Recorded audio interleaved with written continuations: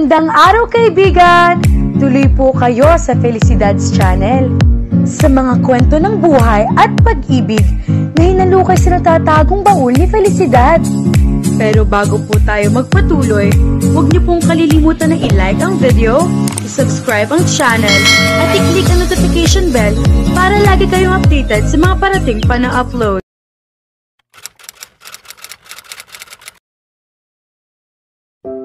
Naging tila manikang desusi si Ella ng mga araw na lumipas. Simpleng-simple lamang ang libing ng kanyang ina. Hungkag na hungkag ang kanyang pakiramdam. Pakiramdam niya ay nabubuhay na lamang siya dahil tumitibok ang puso niya. At ang mabagal na sistema ng pamumuhay sa isla ay hindi nakatulong sa kanya. Palagi niyang nagugunita ang kanyang mga magulang. At noon, higit kailan paman, si Ramon. Pakiramdam niya ay kailayo-layo na niya sa mundong dati niyang kinabibilangan. Sa gabi ay lalo niyang nadarama ang pag-iisa, ang pangungulila sa lahat ng mahal niya sa buhay. Kadalasan, iginugupo na lamang siya ng pagod saka siya nakakatulog. Ang mga pangarap niya ay tila naging bangungot. Bakit hindi na nagbalik si Ramon? Bakit iniwan na siya nito? At hindi na rin niya naiwasang tanungin ang langit kung ano ang pagkakasala niyang nagawa at nangyayari sa kanya ang mga bagay na iyon. Sa umaga naman, ipinagpapatuloy niya ang trabaho ng kanyang ina upang kahit paano ay may makain siya. Batid niya na kahit kailan ay hindi na niya kayang pag-aralin ang sarili, maliban na lamang kung lilisanin niya ang isla. Ngunit ng mga panahong iyon ay masyado pa siyang mahina. At hindi niya alam kung kakayanin pa niya. Nang araw na iyon ay natagpuan na lamang niya ang sarili sa batuhan. Nakatitig lamang siya sa karagatan. Minsan ay parang nais na niyang tawirin ang dagat na iyon. Nais niyang hanapin si Ramon. Kay tagal niyang hindi umiyak, ngunit ng mga sandaling iyon ay napahagulhol na lamang siya. Tumigil lamang siya nang may makitang panyong puti sa kanyang harapan. Nang lumingon siya ay nakita niya si Teddy. Teddy, ano nang ginagawa mo rito? Namamasyal, gaya noong una tayong magkita rito, nakangiting sabi nito. Pinilit niya ang sariling ngumiti. Kumusta ka na? Mabuti. Ikaw? Bahao siyang tumawa. Eto, ayos din lang naman. Naupo ito sa tabi niya. Kung hindi mo mamasamain, Ella, pwede kitang tulungan kung gusto mo. Napatingin siya sa mukha nito. Tulong? Hindi na, Teddy. Sobra-sobra na nga ang naitulong mo sa akin. Ang dami mong potensyal, hindi mo lang alam. Dito siguro sa Patrial ang kapalaran ko. Dito nagsimula at natapos ang kapalaran ng mga magulang ko. Baka iyon din ang nakatakda para sa akin. Makakalabas ka sa isla na ito. Nandyan ang buong mundo na naghihintay sa'yo. At handa akong dalhin ka roon. Napatitig siya rito pagko ay nagsalita. Bakit? Ewan ko. Siguro dahil nakita ko sa'yo ang sarili ko. O baka gusto ko lang na may magawang mabuti sa mundo. O baka sa kailaliman ng aking isipan, alam kong may utang ang pamilya ko sa'yo. Napailing siya. Ewan ko, Teddy. Magulo ang isip ko. Pag-isipan mo. Tumango na lamang siya. Inihatid pa siya nito sa kanyang barong-barong. Inihatid niya ito ng tanaw habang paalis na ito. Naisip niyang hindi kaya iyon na ang simula ng katuparan ng kanyang mga pangarap. Kaya lamang ay wala na si Ramon upang maging bahagi niyon. Sa loob ng ilang buwan ay palaging nakikita ni Ella si Teddy. Nakakakwentuhan niya ito tungkol sa kanyang mga pangarap at mithiin sa buhay at mataman itong nakikinig sa kanya. Madalas din niyang maikwento rito si Ramon. At naiintindihan naman nito ang kanyang nararamdaman. Nalaman din niya na wala ito sa mansyon nang gabing nagpunta roon si Ramon upang makiusap na dalhin sa ospital ang ama nito. At ayon dito, marahil ay ang tiyuhin nito ang nakausap at bumigo kay Ramon.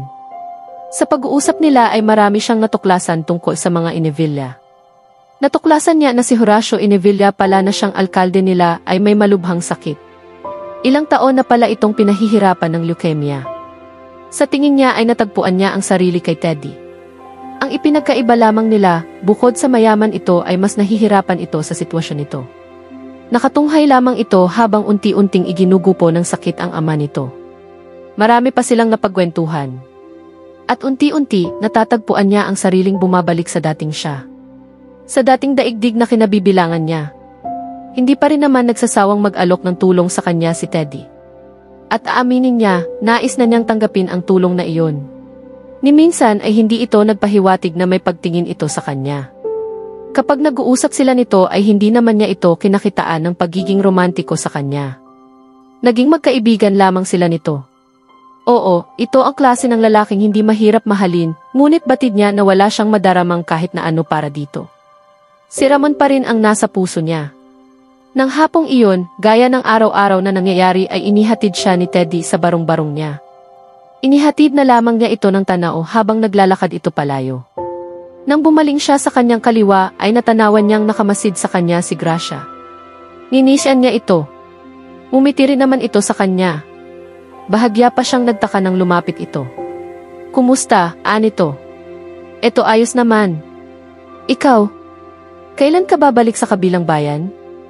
Lunes na ulit. Nagpapahinga lang ng kaunti. Hindi ba si Teddy Inevilla yon? Tanong nito. Oo, nagkita kami sa batuhan. Tuwing narito ako, palagi ko kayong nakikitang magkasama. Nililigawan ka ba niya? Tanong nito. Hindi, mabait lang siya. Napangiti siya. Baka panahon na, Ella, para kalimutan mo na si Ramon. Mahigit 1 taon na siyang wala. Ni isang sulat, wala siyang iniwan sa'yo. Hindi niya malaman ang sasabihin. Mahigit 1 taon na ba ang lumipas mula nang umalis si Ramon? Bakit tila kay tagal-tagal na yon? Tila kay bagal ang paglipas ng panahon kapag wala ito. Hindi ko siya kayang kalimutan, Gracia. Pero baka kailangan ko nang magsimula ng para sa sarili ko. Kailangan mo na nga. Kung sakaling tinutulungan ka ni Teddy Inevilla, bakit hindi mo subukang tanggapin ang tulong niya? Bakit nga ba hindi? Ano pa ba ang maaaring mawala sa kanya? Kung hindi niya tatanggapin ang tulong nito ay baka doon na siya mamatay sa islang iyon. Patuloy pa ba niyang hihintayin si Ramon? Paano kung hindi na ito magbalik pa? Bakit ni hindi man lamang ito sumulat sa kanya? Kung mahal siya nito, kahit isang maliit na note man lamang sana ay ipinaalam nito kung saan ito naroon. Mabait si Teddy, nakikita niya iyon. At ito na lang ang kanyang pag-asa. At mas maganda kung tanggapin na niya ang alok nito. Tandaan mo, huwag mong pansinin si Uncle Roy ko. Suplado talaga yon.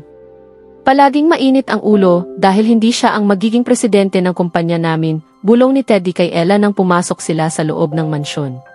Namangha siya sa ganda ng loob niyon. Oo, nga at alam niya na maganda talaga ang mansyon dahil makailang ulit na iyong sinabi noon sa kanya ni Gracia dahil kawaksi ng mga Inevilla ang ina nito. Ngunit ang makita iyon ay nakapagpamangha pa rin sa kanya. Noon lamang siya nakakita ng ganoon karangyang bahay palibhasa ay sa patrial na siya lumaki. Nakita niya kaagad ang ina ni Gracia roon. Ninisyan siya nito at tinugon naman niya iyon. Dumating ang Tito Roy ni Teddy. Binati niya ito ngunit wala itong itinugon sa kanya maski isang kataga. Nabatid niyang tama ang sinabi ni Teddy, suplado ang Uncle Roy nito. Matanda na ito at balbasarado ang mukha. Ayon din kay Teddy, sinabi na nito sa ama nito ang tungkol sa kanya. Nasa kwarto lamang daw ito noon at nagpapahinga dahil ilang oras na lamang ay lilipad sila patungo sa Maynila. Doon na ito mananatili upang mas malapit sa mga ospital. Pagkatapos ng formal na pagreretiro nito, ite-turn over na nito kay Teddy ang pamamahala ng kumpanya dahil ang mga ito naman ang maihawak ng pinakamalaking share sa kumpanya. Habang naghihintay sila sa paggising ng ama ni Teddy ay nag-uusap lamang sila sa sala. So, eksakto ang lahat. Magsisimula na ang bagong semestre sa susunod na buwan. Pwede kang mag-take ng entrance exams habang maaga pa. May kilala ako sa dati kong school. Teddy, maraming salamat talaga. Ayos lang yon, tigilan mo na yung sinasabi mo. Nang magising na ang ama ni Teddy ay ipinakilala siya nito rito. At kahit mahirap na para dito ay nagawa pa nitong ngitian siya. At nang hapon ding iyon ay sakay na siya sa helicopter. Tiningnan niyang muli ang isla. Hindi niya maiwasang makaramdam ng lungkot. Noon lamang siya lalayo roon. Nag-iwan siya ng sulat kay Ramon. Kung sakali mang bumalik ito, alam nito kung saan siya hahanapin. Pagkalipas ng maraming mga taon, noon lang niya lilisanin ang patrial. At lihim siyang umasam na sa pagbabalik niyang muli roon ay kasama na niya si Ramon. Pagkaraan ng 4 na taon ay nagtapos si Ella sa kolehiyo, summa cum laude. Talagang pinagsikapan niya iyon at nag-aral ng mabuti upang patunayan kay Teddy na hindi ito nagkamali sa pagtulong sa kanya. Namatay na rin ang ama nito at ang Uncle Roy nito. Kapwa sila ulila na nito kaya lalo silang naging malapit sa isa't isa. Magkasama sila sa ilalim ng iisang bubong pero hindi niya iyon inalintana at hindi naman ito nagsamantala sa kanya kahit kailan. At hindi pa rin ito nagbibigay ng kahit na anong pahiwatig na may pagtingin ito sa kanya. Siya naman ay tulad pa rin ng dati. Nagigising pa rin siya sa gabi na si Ramon ang nasa isip. Habang tumatagal ay tila lalong yumayabong ang damdamin niya para dito kahit pa nga ni minsan ay hindi na niya nabalitaan kung ano na ang nangyari dito. Nakilala niya si Sachi noong nasa kolehiyo siya. Nagkasundo sila nitong maigi. Kaklase lamang niya ito sa ilang subjects at kumukuha lamang ito ng ilang units. Mas matanda ito sa kanya ng 5 taon. At nang nakilala niya ito ay graduate na ito sa kursong fashion merchandising sa saing kilalang universidad sa Amerika. Naging dalawa tuloy ang best friends niya, sina Teddy at si Sachi. 23 ang edad niya noon nang i-celebrate nila ang 40th birthday ni Teddy. Ipinagluto pa nga niya ito. Ella, saan mo ngayon balak magtrabaho? Tanong nito habang pinagsasaluhan nila ang pagkaing niluto niya.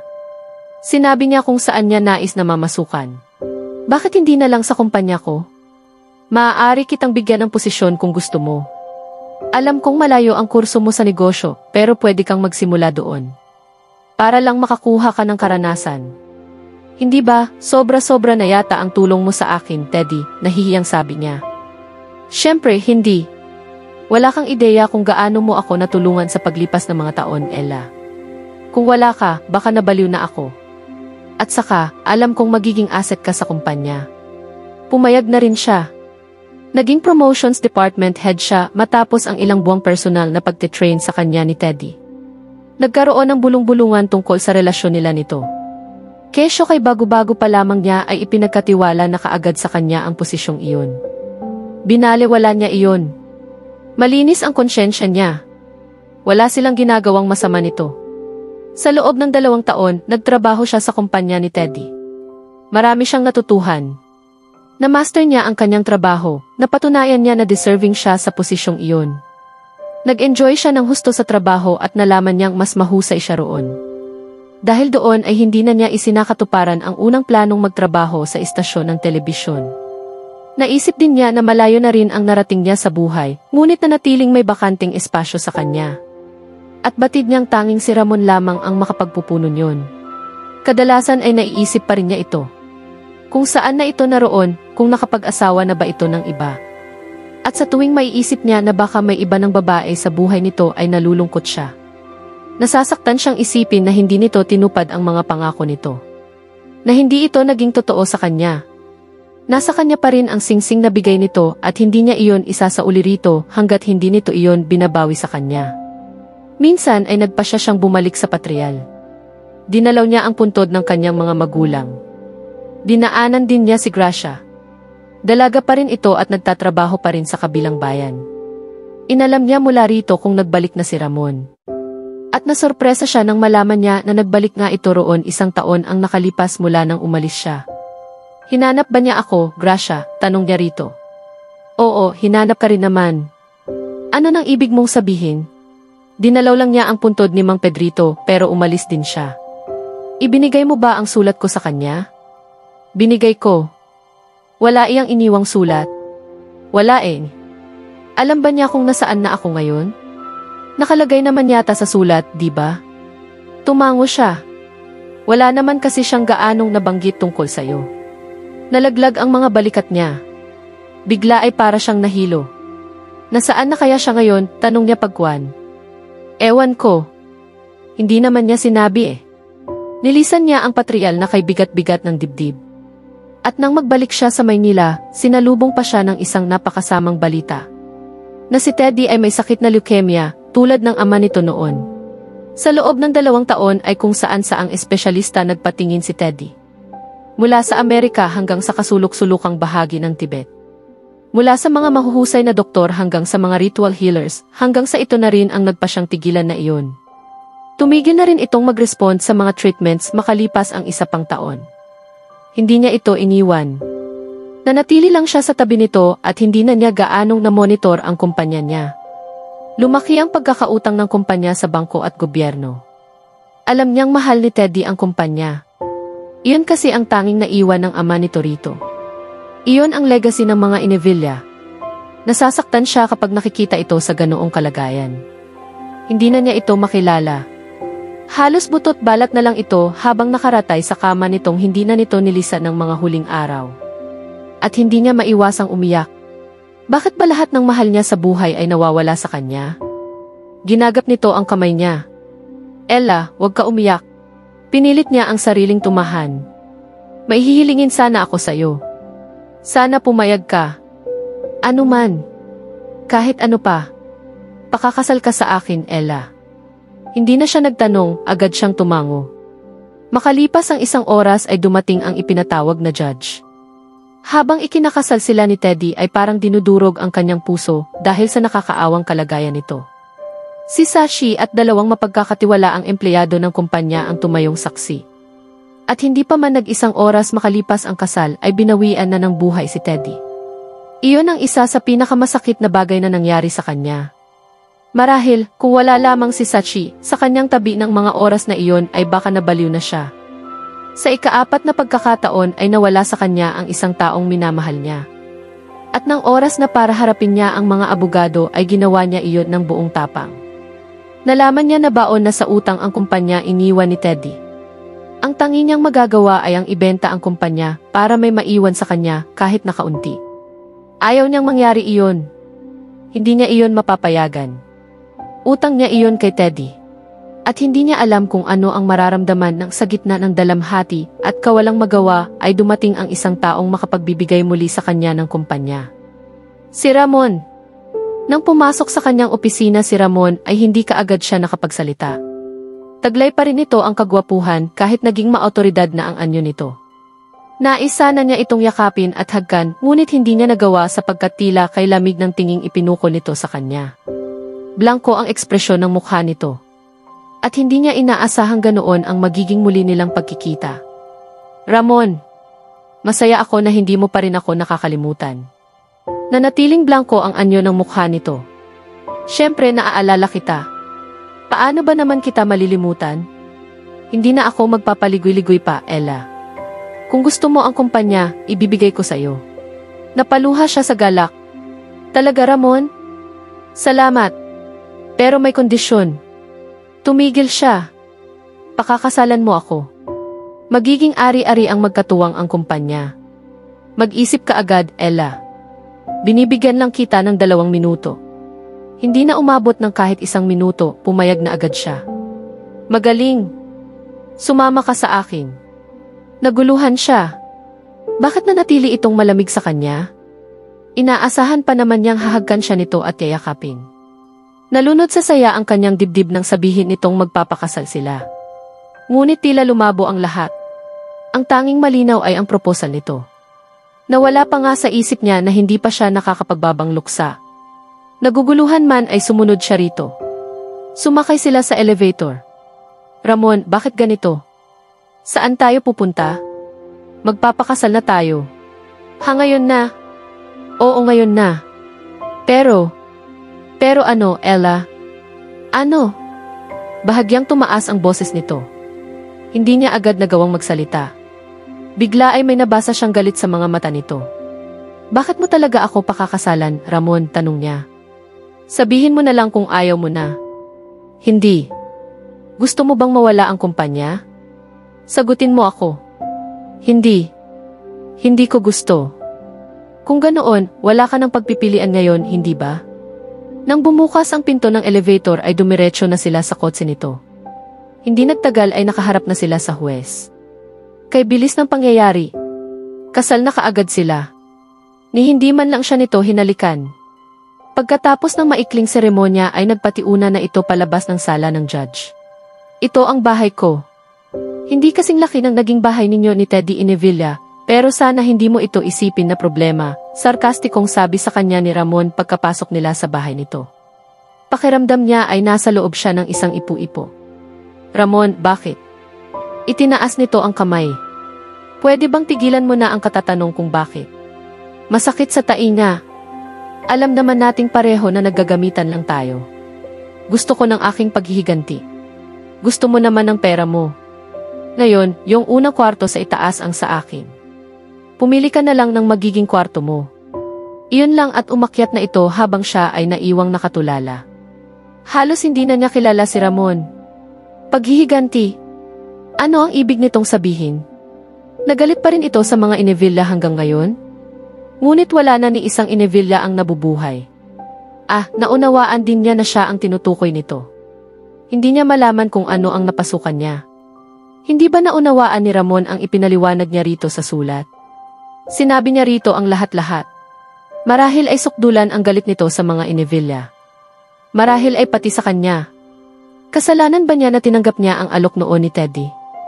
At kung hindi, babalikan pa ba siya ni Ramon? Marami siyang katanungang nais itanong. Sa kabila ng lahat, nanaig ang pagmamahal niya para dito. Nagpasya siyang ipakita rito na sa loob ng ilang taong lumipas, hindi nawala ang pagtingin niya rito. Ilang sandali pa ay umakyat na rin siya sa kanyang kwarto. Malaki ang paniniwala niyang kaya niyang ibalik sa dati ang lahat. Kung nais talaga nitong gantihan siya, bakit pa siya nito pinakasalan? Pwedeng-pwede naman siya nitong pabayaan na lamang. Oo, may pag-asa pa, sabi niya sa sarili. Ngayon hindi ako sigurado, sambit ni Ella matapos ang mga alaala. Patuloy siyang nagmamaneho ng sasakyan sa ulanan. Mag-iisang taon na silang kasal ni Ramon. Huminto siya sa pagtatrabaho sa kumpanya upang mas maasikaso ito. Nais niyang ipakita rito na mahal pa rin niya ito. Pero tila wala nang patutunguhan ang plano niyang iyon. Parang wala na talagang pag-asa. At ayaw na niyang umasa. Lalo pa nga at nakilala niya si Paula. Napakalamig pa rin sa kanya ni Ramon. Parang hindi na sapat pang panghawakan ang mga pangako nito sa kanya noon. Baka kumupas na iyon sa tagal ng panahon. Malinaw pa sa sikat ng araw na sarado sa kanyang paliwanag ang isip ni Ramon. Ilang ulit na ba niya itong tinangkang paliwanagan? Hindi pa man siya nakapagsisimula ay umaalis na ito. Parang ayaw nitong marinig ang boses niya. Bihirang-bihira siya nitong tingnan. Nang makauwi siya ay hindi na niya hinintay na dumating si Ramon sa sala. Umakyat na siya sa kanyang kwarto, ngunit nanatili siyang gising at nag-iisip. Bago siya hilahin ng antok ay nakapagdesisyon na siya. Paggising niya ay aalamin na niya kung may relasyon ito kay Paula. Kapag natuklasan niyang totoo ang kanyang hinala, makikipaghiwalay na siya rito. Tutal, nakaganti na ito. Napakamiserable ng kanilang buhay bilang mag-asawa. At iyon ay isang pagkakamali. Ano pa ang saysay ng lahat kung mayroon na palang ibang babae sa buhay nito? Hindi niya kukunin ang kumpanya. Hahayaan na niya iyon dito, ngunit makikiusap siya na huwag palitan ang pangalan ng kumpanya. Iyon na lamang ang tanging magagawa niya para kay Teddy. Kung mananatili siyang kasal kay Ramon, baka mabaliw na siya ng tuluyan. Masakit isipin na sa ganoon sila magtatapos. Tila lahat ng napagdaanan niya ay biglang nawala ng saysay. Lahat ng mga taong iyon. Sambit niya. Siguro maghihiwalay na kami. At sa pagkakataong ito, baka tuluyan na nga. Ano yan? Tanong ni Ella kay Ramon. Iniaabot nito sa kanya ang ilang lilibuhin. Pwede ka bang magluto ng espesyal ngayong gabi? Nanlaki ang mga mata niya. At ilang saglit siyang hindi nakapagsalita. Pwede kaya na? Dito magdi-dinner si Paula. Gusto kong maghanda ka ng espesyal na pagkain. Natulala siya. Iniawang niya ang bibig ngunit walang katagang lumabas mula roon. Parang nagulat ka. Bakit? Masama bang imbitahan ko siyang mag-dinner dito?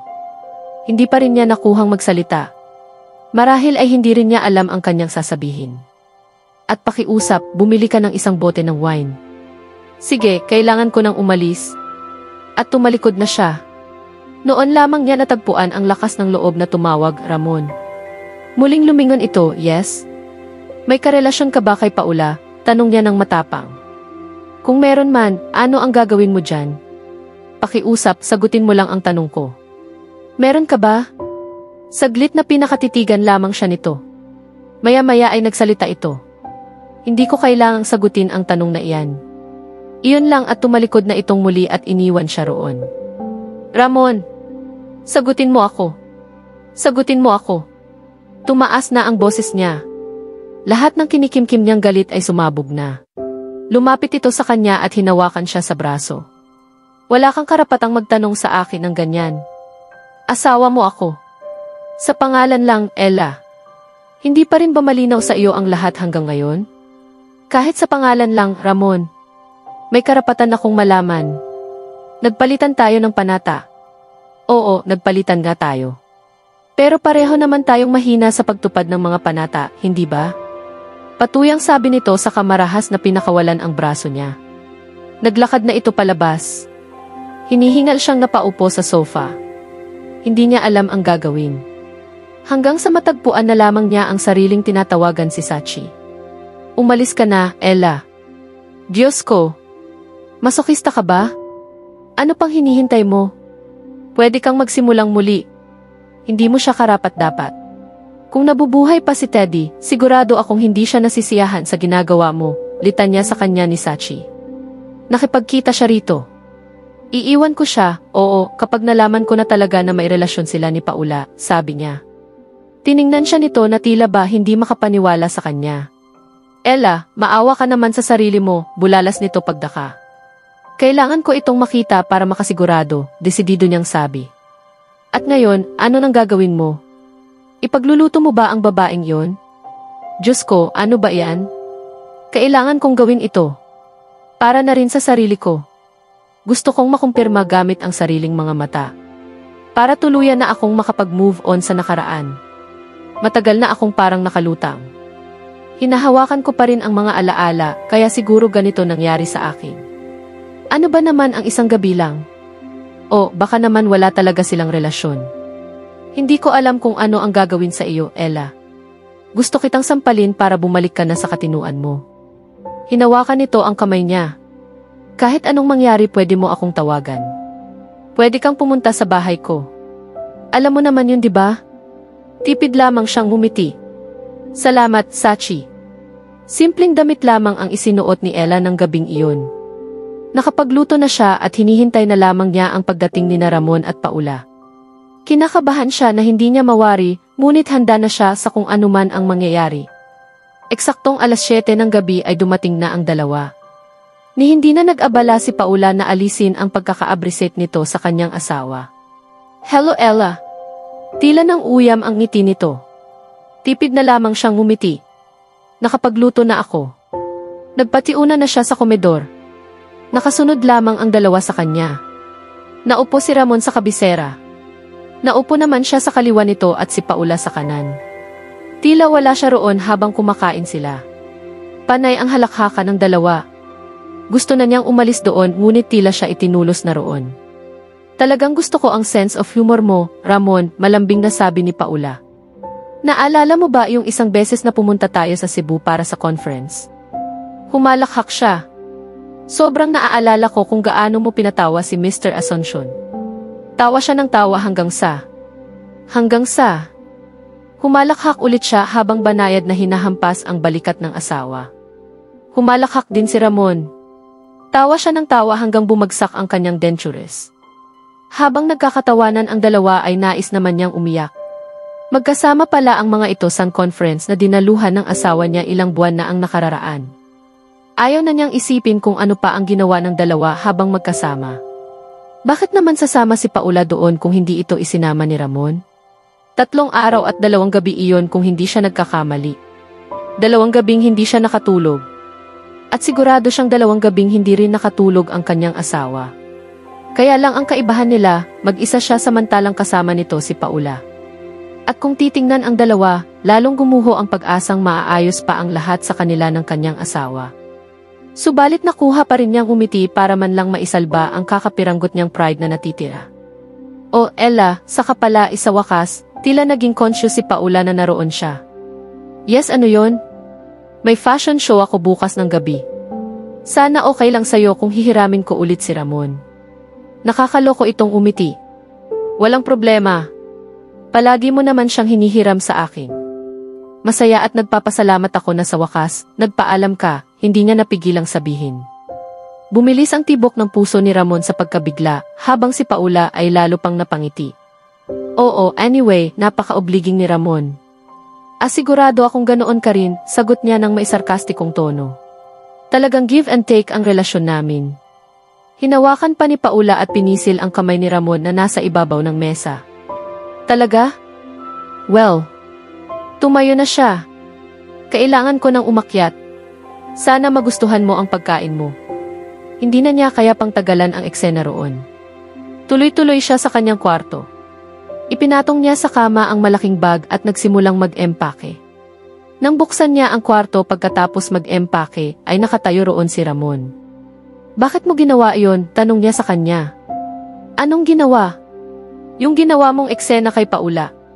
Oh, pasensya na, patuyang niyang sagot. Tila noon lamang nito napansin ang dala niyang bagahe. Saan ang punta mo at bitbit mo ang mga gamit mo? Hindi ko kailangang sabihin iyon sa'yo. Ginaya lamang niya ang sinabi nito sa kanya. Hindi ka pupunta kahit saan, naririnig mo ba ako? Mananatili ka dito. Sa bahay na ito, mariing sabi nito.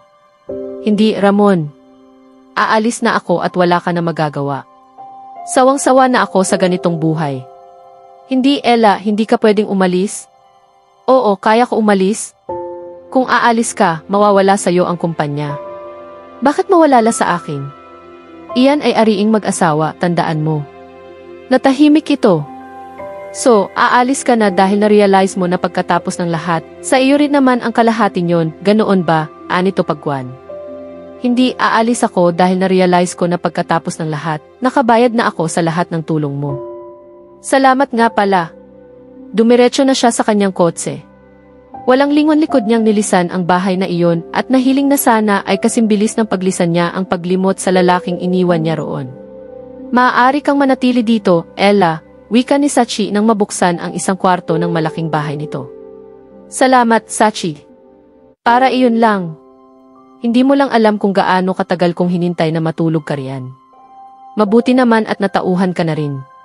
Bahao siyang tumawa. Sa wakas, ayon na lamang niya. O siya, magpahinga ka na. Walang problema rito, alam mo naman yan. Tumango lamang siya at iniwan na siya nito roon. Binuksan niya ang maleta at inayos ang kanyang gamit sa closet. Ang huli niyang inilabas mula roon ay ang bahay nila ni Ramon. Ilang minuto niya iyong pinakatitigan hanggang sa mapailing siya. Bahagi iyon ng nakaraan, kasama ng singsing na bigay rin ito sa kanya. Itinabi niya ang bahay sa maleta, ngunit ang singsing ay hindi niya nagawang alisin sa kanyang kwintas. Ginawa niya iyong pendant na palaging nakalapat sa kanyang dibdib. Ni minsan ay hindi niya iyon hinubad. Tila hindi pa niya kayang tanggalin iyon. Baka sa ibang araw. Napaiyak siya ngunit ipinangako niya sa sariling iyon na ang huli. Kung tutuusin, kahit hindi magtrabaho si Ella ay mabubuhay siya. Higit pa sa sapat ang ari-arian niya. Wala naman kasi silang pinirmahang prenuptial agreement ni Ramon. Lahat ng pag-aari nito, kalahati ay sa kanya. Napakayaman na ni Ramon. Hindi na niya alam kung paano nitong nagawang umasenso ng ganoon. Hindi nito sinabi sa kanya. Basta ang alam lamang niya, bukod sa kumpanya iniwan ni Teddy, mayroon pa itong malaking furniture and fixtures business. Nag-i-export ito ng iba't ibang uri ng furniture na ito rin ang nagmamanufacture. Ngunit wala siyang balak na gamitin ang lahat ng ari-ari ang nakuha niya sa pagpapakasal dito. Ibibigay niya iyong muli rito kapag nagpaanal na sila. Lahat-lahat ibibigay niya. Ang tanging hihingin niyang kapalit ay ang hindi pagpapabago ng pangalan ng kumpanya iniwan ni Teddy. Nais niyang tumayo sa sarili niyang mga paa. Kaya naman tinanggap niya ang alok ni Sachi. Iyon ang bago niyang simula. Sumabak na kaagad siya sa trabaho at natuwa naman siya. Ayaw niyang may matirang bakanting oras sa kanya. Mabuti na lamang at masyadong abala ang departamentong pinahawakan sa kanya ng kanyang kaibigan. Nang unang araw niya sa trabaho ay ipinakilala siya nito sa lahat ng kakilala nito sa fashion industry sa isang fashion show nito. Napaka-ironic. Naisip niya na nasa parehong industry na sila ni Paula. At sinabi sa kanya ni Sachi na kakompetensya nito ang babae sa negosyo. Naging hamon iyon sa kanya na pagbutihin ang kanyang trabaho. Ella, darling, nakilala mo na ba si Patrick? May katabing lalaki si Sachi. Sa tingin ko'y hindi pa tayo nagkakakilala, tugon niya. Inilahad nito ang kamay. Patrick Sarmiento. Ella. De Leon. Ella De Leon, pakilala niya sa sarili. Masaya akong makilala ka, Ella. Isa si Patrick sa malalaking kliyente natin, imporma ng kanyang kaibigan. Kung ganon, dapat maging mabait ako sa'yo, biro niya. Natawa ang dalawa. Dapat lang, nakangiting sagot ni Patrick. Iniwan na sila roon ni Sachi. Natagpuan na lamang niya ang sariling natatawa sa mga biro ni Patrick. Mukhang mabait ito at mabilis niyang nakagaanan ng loob. Nakikita niya si Teddy rito. At nang hingi nito ang cellphone number niya ay ibinigay naman niya. 3 buwan ang matuling lumipas. Nagustuhan na ni Ella ang kanyang trabaho. Nag-i-enjoy na siya. Sa gabi na lamang niya naiisip ang kanyang asawa. Nagtataka siya na magpahanggang ng mga sandaling iyon ay hindi pa rin siya kinakausap ng mga abogado nito. Busy rin naman siya palagi upang asikasuhin pa iyon. O kaya ay baka naman umaasa pa rin siya. Minsan nga ay naiinis na siya sa sarili niya. Bakit ba hindi niya malimot-limutan si Ramon? Kung tutuusin, pagkatapos ng lahat ng ginawa nito ay dapat na niya itong kamuhian, ngunit wala siyang makapanggalit sa dibdib. Nang gabing iyon ay may dinaluhan siyang social gathering. Pinadalo siya ni Sachi roon upang malibang naman daw siya. Nagpunta siya roon ng mag-isa. Mabuti na lamang at namataan niya sa di kalayuan si Patrick. Kumaway ito sa kanya sa kalumapit. Hi, Ella. Mag-isa ka lang? Oo, ako lang. May ibang lakad kasi si Sachi Anya. Ikaw naman? Mag-isa ka lang? Oo, mag-isa lang din ako. Walang ka-date. Tumawa ito. Kamusta ka, Ella? Maayos naman ako, sa totoo lang. Enjoy ako sa trabaho ko. Oo nga. Sabi ni Sachi, workaholic ka raw. Hindi naman. Mahilig lang talaga ako sa ginagawa ko, yun lang. Kukuha ako ng maiinom para sa'yo. Anong gusto mo? Club soda lang sana. Club soda? Naku, walang umiinom ng club soda dito, Ella. Kukuhanan na lang kita ng gin and tonic, ayos ba iyon? Nagpasyanod na lamang siya. Umalis na ito upang kumuha ng inumin niya at habang hindi pa ito bumabalik ay pinagala niya ang mga mata sa paligid. May nakita siyang pamilyar na mga mukha, kaya naman nang nagbalik na si Patrick ay nag-ikot-ikot sila. Kahit masyadong maraming tao at maingay roon, nag-enjoy naman siya. Masayang kasama si Patrick. Malakas ang sense of humor nito, kaya naman palagi siyang nakangiti. Hindi naglaon ay niyaya siya nitong sumayaw at nagpaunlak naman siya. Nangingiti siya habang nagsasayaw sila. Mahusay itong magsayaw. Isang sexy na rhythm and blues ang tugtog at nagustuhan niya iyon. Nasabayan nila iyon ng maayos. At nang malapit nang matapos ang tugtugin ay kapwa na sila bahagyang pawisan. Siksikan kasi sa dance floor. Paumanhin, pwede ba akong sumingit? Agad siyang napalingon nang marinig ang boses ni Ramon. Ramon, na biglang sabi niya. Oo, naman. Pwedeng-pwede. Ani Patrick na iniwan na sila roon. Aktong susunod siya nang hapitin siya ni Ramon patalikod sa baywang. Bumulong ito sa tainga niya. Mag-asawa pa rin tayo kung nakalimutan mo na. Pasimple niyang inalis ang braso nito sa kanyang baywang ngunit lalo siya nitong hinapit. Noon lang sila muling nagkalapit ng ganoon. Mahigit ng 1 dekada at halos hindi siya makapaniwala sa epekto niyon sa kanya. Sayaw tayo, asawa ko, bulong nitong muli. Na-excite din naman siya. At ayaw man niya ay wala naman siyang nagawa. Marami siyang kakilala sa pagtitipong iyon at ayaw niyang gumawa ng eksena. Unti-unti siyang sumabay sa galaw ng katawan nito. Hindi pa rin ito pinakakawalan ang kanyang baywang. At marahil, wala namang iisiping kakaiba ang mga tao roon dahil sexy at groovy ang tugtog. Dama niya ang hininga nito sa kanyang leeg. Napapikit siya. Kung para saan ay hindi niya alam. Tumuwo pa ito kaya lalo silang nagkalapit. Napasinghap siya nang madama ang mainit na palad nito sa hita niya. At lalo siya nitong hinapit. At tila ang lalaking minahal niya noon ay biglang nagbalik ng mga sandaling iyon. Bigla ay nadama niya ang dating ito. Naging passionate itong muli. At nadama niyang muli ang pamilyar na init na dulot ng pagkakalapit nila nito. Bigla ay nagbalik ang kanyang isip sa Isla Patrial. Iyong panahong kapiling niya ito. At bigla ay naramdaman niya ang pagnanais na mapaiyak sa balikat nito, katulad ng madalas niyang gawin noon. Ngunit hindi na niya iyon maaaring gawin ngayon. Namalayan na lamang niya na nasa kasalukuyang panahon sila nang ibalik siya ni Ramon. Kung kailangan mo ng iba pang alagaan ang mga pangangailangan mo, huwag mo nang isipin pang lumapit sa ibang lalaki. Kasal pa rin tayo, Ella, tandaan mo yan. Anong lakas ng loob mo, mariin bagaman mahinang sabi niya. O nagpapanggap na dalagang birhen ulit, ano? Sarkastikong bulong niya sa kanya. Kilalang kilala kita, kaya pasensya na kung hindi ako naniwala. Muli niyang pasimpleng pinalis ang kamay nito. Tigil, asawa ko. Sasayaw tayo hanggang sabihin kong tigil tayo, gets mo? Iniharap siya nito. Ipinangunyapit nito ang kanyang mga braso sa lieg nito, saka siya muling hinigit palapit dito. Ramon, kailangan mong maintindihan, Ella, hindi mo ako basta-basta matatapon ng ganoon lang. Pinapitik pa nito ang mga daliri sa tapat ng kanyang tainga. Hindi ako maliit na bagay na pwede mo lang itapon. Dapat laging nandyan yan sa isip mo. Mahina ang pagkakasabi nito nyon, ngunit daman niya ang otoridad at galit sa boses nito. Sobrang galit na galit ako sa'yo, Ramon, garalgal ang tinig na wika niya. Hindi ito umimik, bagkus ay tila nanunuya pang ngumiti. Umakyat ang kamay nito sa kanyang braso, pataas sa kanyang lieg habang ang isang kamay ay nanatili sa baywang niya. Anong ginagawa mo, Ramon? Nanindig ang mga balahibo niya sa ginawa nitong iyon. Napasinghap siya nang bumaba ang daliri nito mula sa kanyang lieg pababa sa kanyang balikat. Mababa ang neckline ng kanyang damit at umabot ang daliri nito sa itaas ng kanyang dibdib. Pakiusap, tigilan mo na yung ginagawa mo at pakawalan mo na ako, pakiusap niya.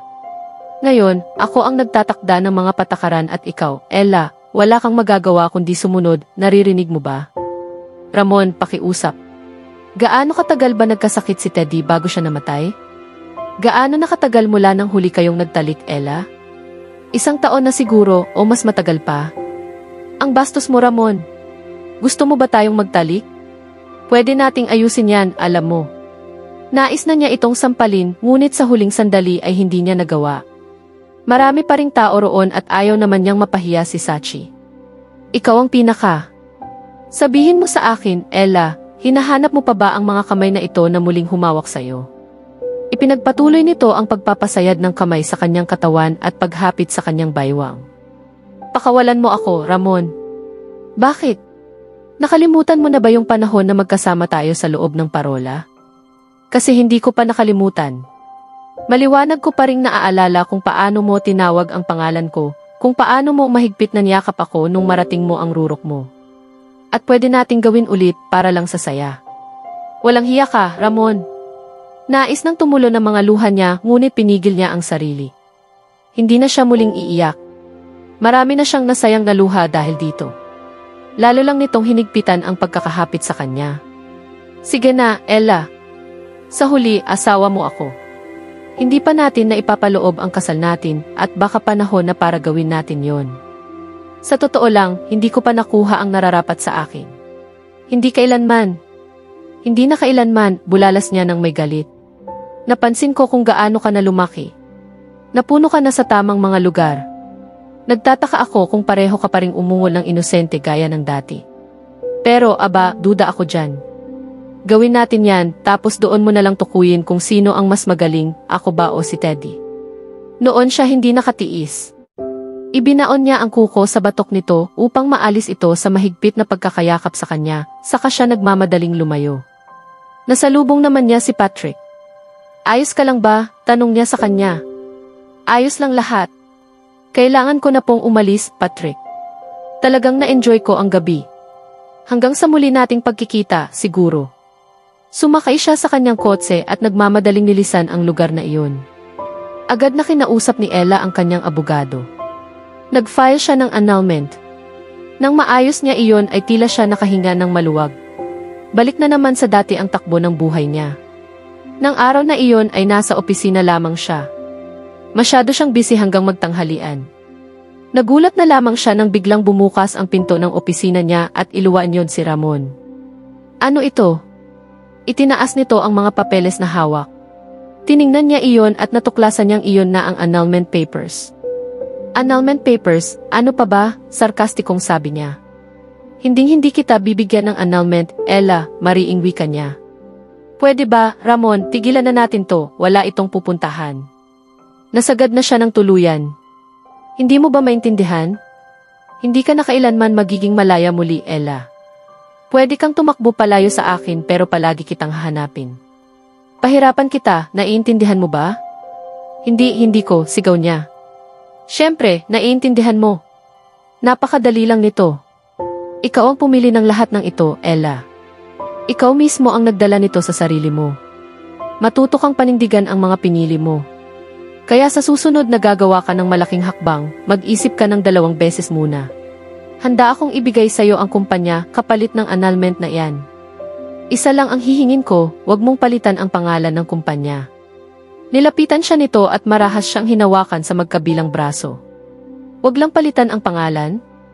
Bakit? Sobra mo ba siyang minahal, Ella? Aba, may balita ako para sa'yo. Hindi ka na kailanman magiging malaya.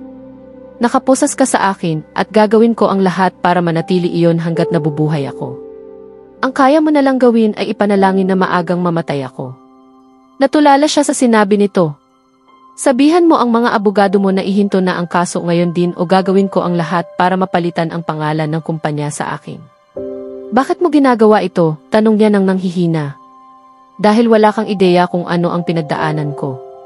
Imultiple mo ang misery mo ngayon ng 1,000 at hindi ka pa rin makakalapit. Pinakawalan siya nito sa kalumabas ng opisina niya.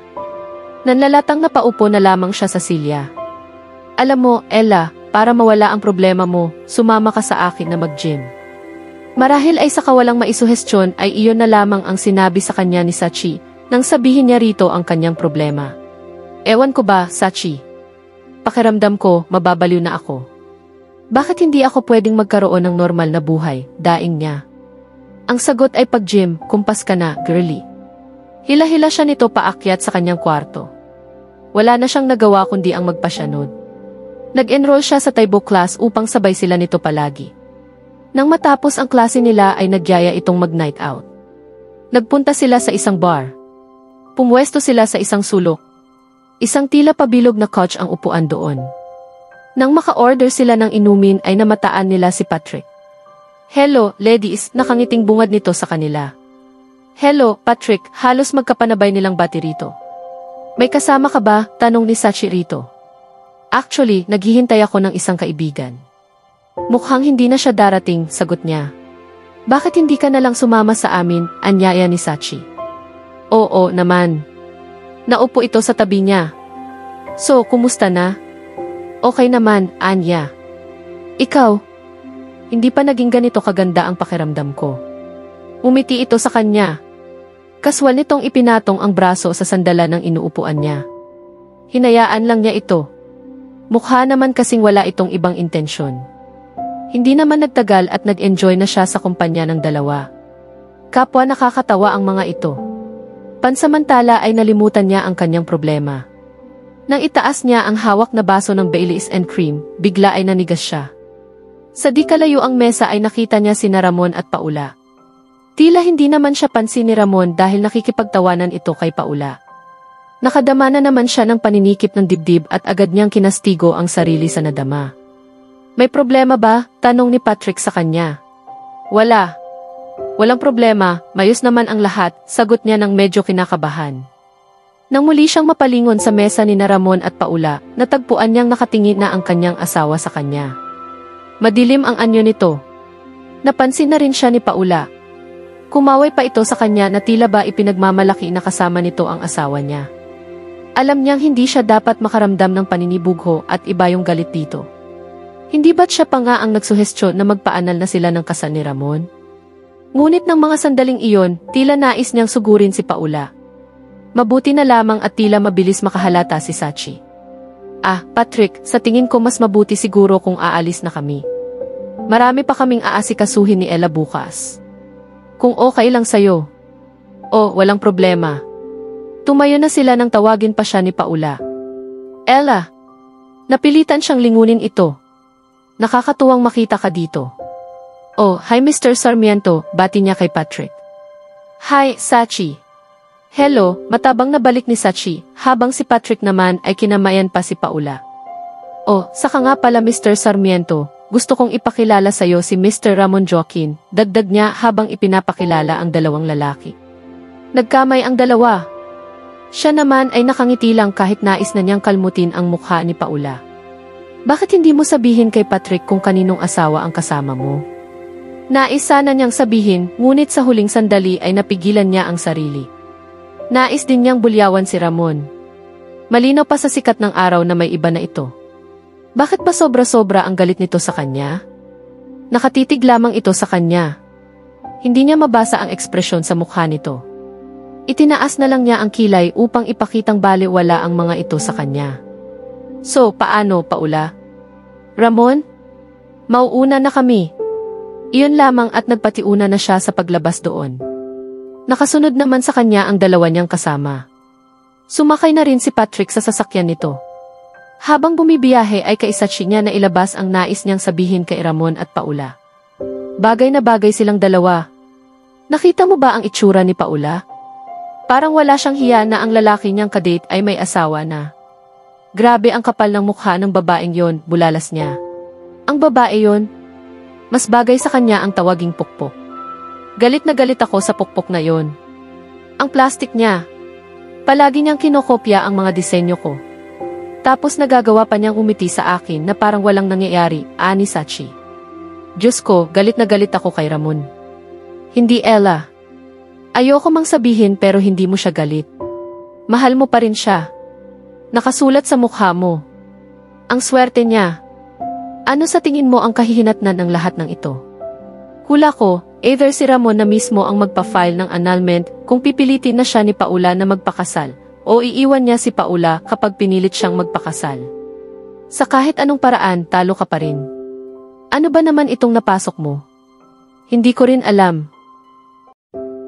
Hello, sagot ni Ella sa telepono. Ilang beses ko pa ba kailangang babalaan ka, Ella? Ramon, makinig ka sa akin at makinig ng mabuti. Ayoko na kitang makita kasama iyang lalaking iyan ulit, naiintindihan mo ba? Sino ka para sundin ko, hamon niya rito. Alam mo kung sino ako, Ella. Alam mo rin kung ano ang kaya kong gawin. Binabantayan kita, kaya mag-ingat ka. Kung magsalita ka, akala mo kung sino ka. May narinig ka ba tungkol kay Paula sa akin? Simple lang ang dahilan, wala kang karapatang magsalita tungkol sa kanya. Magandang araw, asawa. Iyon lang at nawala na ito sa linya. Halos may bato niya ang tangang handset. Ilang linggong natahimik ang buhay ni Ella. Naging abala sila ni Sachi para sa isang malaking fashion show nito. Mahalaga para sa kanya ang fashion show. Nais niyang ipakita na magandang-maganda iyon. Siniguro niya na lahat ay nabusisi niya dahil nais niyang higitan ang ginawang fashion show ni Paula kamakailan lang. At nang sumapit ang gabi ng fashion show, mayroong ngiting nakapaskil sa kanyang mga labi. Hindi pa man nag-uumpisa, alam na niyang magiging matagumpay iyon. Naroon ang lahat ng mga kilalang tao sa fashion industry at may media coverage sa ilang istasyon. Na-interview pa nga siya para sa isang segment ng isang sikat na television show. To Paula, anang isip niya. Okay lang ba ang lahat? Tanong sa kanya ni Sachi nang puntahan niya ito sa dressing room kasama ang mga modelo. Perpekto. At utang ko iyan sa'yo. Nagsimula na ang mismong show. Nasa harap na mesa siya pumwesto. At nang mag-final walk na ang mga modelo ay sumama si Sachi sa mga ito. Tumayo siya nang in-acknowledge siya nito. At masigabong palakpakan ang tinamo niya. Congratulations, Ella, nakangiting bati sa kanya ni Patrick. Inabutan pa siya nito ng bulaklak. Oo, salamat. Pero sa tingin ko dapat kay Sachi ang mga bulaklak na ito. Binigyan ko na siya ng bulaklak, nakangiting sabi niya. Kumusta naman? Ang saya, tara na. Nakita mo naman yan mismo. Halika, oras na para mag-celebrate. Iginya na siya nito patungo sa bar. Gaya ng nakasanayan niya, Baileys with cream ang in-order niya. Panay ang lapit sa kanya ng mga tao, hanggang sa sila na lamang ni Patrick ang nasa gawing iyon. Hindi na niya namalayan ang dami ng kanyang nainom. Bukod sa masaya siya ay hindi rin niya alintana ang lasa ng inuming iyon. At nang sa pakiramdam niya ay tinamaan na siya ay nasapo niya ang noo. Sa tingin ko, sobra na ang ininom ko, sabi niya kay Patrick. Ayos ka lang ba? Hindi yata. Nasaan si Sachi? Lasing ka na, Ella, tatawa-tawang sabi niya. Nagpaalam siya kanina, di ba? May selebrasyon sa Grand Ballroom. Oo, nga pala. Napapitik pa siya. Lasing na nga yata siya. Paano ko makakalimutan? Tara na. Kaya mo pa bang pumunta? Tila nag-aalala namang tanong ni Patrick. Siyempre naman. Tara na. Nagpatiuna siya sa paglalakad kahit pa nga tila naging mabuhay na ang kanyang mga tuhod. Maayos naman siyang nakarating sa malaking bulwagan. Nang makita niyang abala si Sachi sa pag-estima sa mga guests na patuloy itong binabati ay muli siyang pumuwesto na lamang sa bar. Uy, nandyan si Paula at si Ginoong Ramon, sabi ni Patrick. Otomatikong sinundan niya ng tingin ang itinuro nitong lugar. At naroon nga si Ramon kasama si Paula. Tila nang iinis pa ito. Nang makita siya nito ay tumitig sa kanya saka ipinulupot ang braso sa baywang ni Ramon. Nakita niya ang nagbabantang tingin ni Ramon. Nakatingin ito sa kanila ni Patrick. Dahil marahil nakainom na rin siya, inignora niya ito at natuksong isukbit ang kamay sa braso ni Patrick. Patrick, pakisabi nga sa bartender na bigyan pa ako ng isa pang inumin, bulong niya habang nakatitig kay Ramon. Akala mo, ikaw lang. Tingnan mo kaya to, aba, lunukin mo to, Ramon, sa isip-isip niya. Sigurado ka bang kaya mo pang uminom? Tanong naman ni Patrick. Siyempre, sigurado. Ano ba yan? Tatawa-tawang sabi niya kasabay ng mahinang pagtapik sa balikat nito. Sa tingin ko lasing ka na, Ella. Pakiusap, tanungin mo na lang ang bartender ha, naglalambing pa siyang bulong sa tainga nito. Nakita niya na nakadalawang lunok ito. Okay, anito. Napangiti siya. Nang muli niyang lingunin si Ramon ay nakita niyang nakatingin pa rin ito sa kanya. Lalo niyang idinikit ang mga labi sa tainga ni Patrick. Salamat, bulong niya rito. Nais niyang humalakhak nang makitang naikuyom ni Ramon ang kamay nito. Batid niyang hindi ito makalapit dahil nasa tabi niya si Patrick at kasama naman nito, Paula. Marahil ay ayaw rin itong gumawa ng eksena roon. Kasalanan mo to, Ramon. Pinilit mo akong gawin to, kung may Paula ka. Bakit naman ako wala? Bigla ay nais niyang humagulhol ng iyak dahil sa mga nangyayari sa kanila ni Ramon. At tinanong niya ang sarili kung bakit naroon siya sa sitwasyong iyon. Inisang lagok niya ang inumin sa kabumaling sa bartender. Gusto ko ng mas mataas na baso nito, pakiusap, anya rito. May problema ba? Nagtataka ng tanong ni Patrick. Wala. Masayang-masaya lang ako. Sobrang saya ko. Hindi mo ba nakikita? Tuwang-tuwa ako. Tara na, Ella. Ihahatid na kita pa uwi. Hindi, dito lang ako. Hindi pa tapos ang party, git niya. Ella, lasing ka na. Ako lasing. Humalakhak siya. Sige, dalhin mo ako kahit saan, Patrick, ayos lang sa akin. Nadama niya nang may luhang pumatak mula sa kanyang mga mata, ngunit agad niya iyong pinahid. Iuwi na kita. Kailangan mong matulog. Sa susunod, huwag kang masyadong magpakalasing. Ayan, hindi mo tuloy natapos ang party, nakangiting sabi nito sa kanya. Iginya na siya nito palabas ng bulwagan. Dahil mabuhay na ang mga binti niya ay napasuray siya. Hey! Agad siyang naagapan ni Patrick. Oops! Tumawa siya. Inalalayan naman siya nito sa baywang. Nakatayo lang sila sa labas habang hinihintay ang valet parker nang marinig niya ang pamilyar na boses ni Ramon. Ako na ang maghahatid sa kanya pa uwi, anito kay Patrick. Hindi, salamat, singit niya. Ginoong Ramon, huwag kayong mag-alala, ihahatid ko siya ng maayos. At sa tingin ko, hindi niya naman alam kung saan siya nakatira, magalang nasabi ni Patrick. Ako ang maghahatid sa kanya, Ginoong Sarmiento, kung wala kayong tutol, mariing sabi ni Ramon. Pero ayoko ko. Naningkit ang mga mata niyang namimigat na ang talukap. Patrick, wag mo akong ipasa sa kanya. Huwag kang pumayag na siya ang maghatid sa akin. Gusto kong ikaw ang mag-uwi sa akin, baling niya kay Patrick. Narinig mo na siya, Ginoong Ramon, ani Patrick. Ako ang maghahatid sa kanya pa uwi at wala kayong magagawa dyan. At saka, tanggalin mo ang kamay mo sa kanya. Tumaas na ang boses ni Ramon. Tila naman nainis na rin si Patrick dahil lang magsalita ito ay mataas na rin ang boses. Naniniwala akong wala kang karapatang mag-utos sa akin, Ginoong Ramon. Ngayon, kung wala kang tutol. Inabot niya sa valet parker ang susi ng kotse nito na nakaparada sa unahan. Pero ayoko ko, Ginoong Sarmiento. Ngayon, tanggalin mo ang kamay mo sa asawa ko. Asawa mo, gulat na sambit nito sa kabumaling sa kanya. Ella! Hindi siya nakaimik, tila nawala ang kalasingan niya.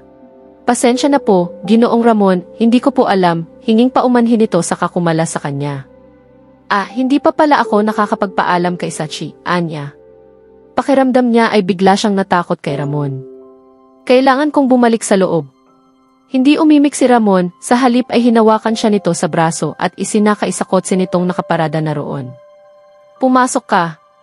Napilitan siyang sumakay lalo na't may mangilan-ngilang taong napapatingin na sa kanila. Sumakay na rin si Ramon at pinaarangkada ang sasakyan.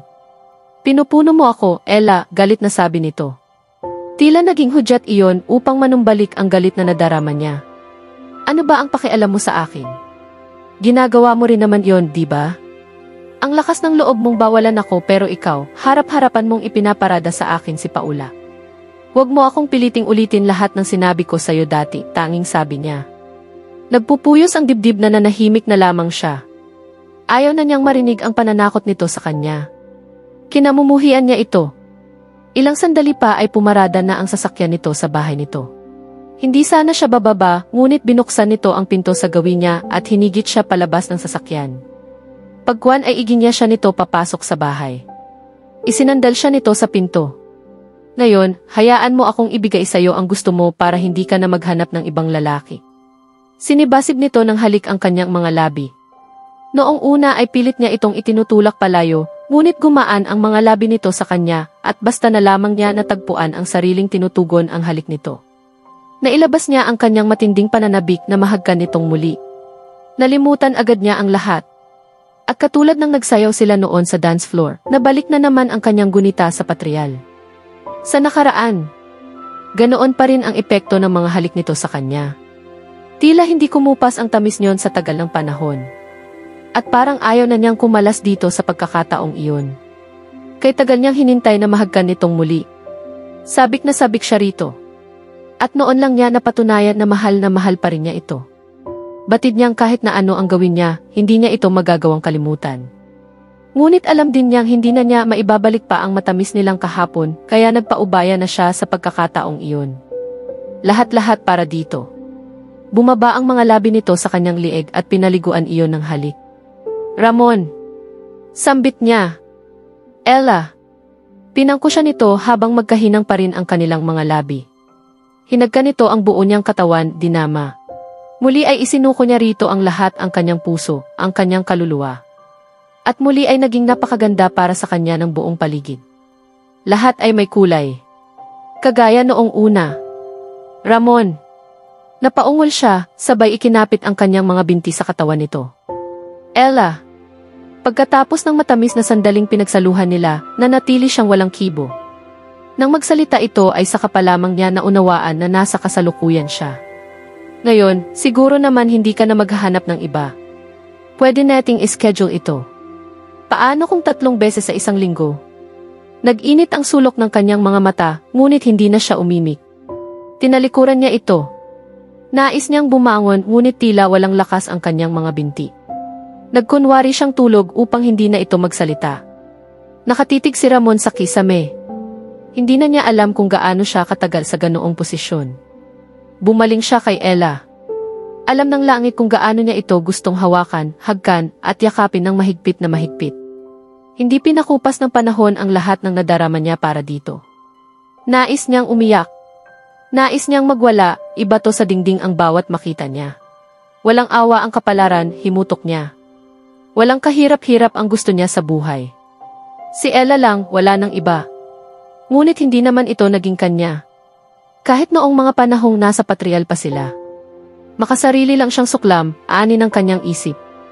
At sari-sari ang nadarama niya para dito. Galit siya. Abot hanggang langit ang nadarama niyang galit sa kanyang dibdib. Pakiramdam niya ay pinaglaruan lamang siya nito. Bakit hindi niya iyon nakita noong una pa lamang? Mulat sa pool, alam niyang mataas ang pangarap nito para sa sarili. Ginamit lang siya nito dahil wala na itong ibang malalapitan sa isla kundi siya.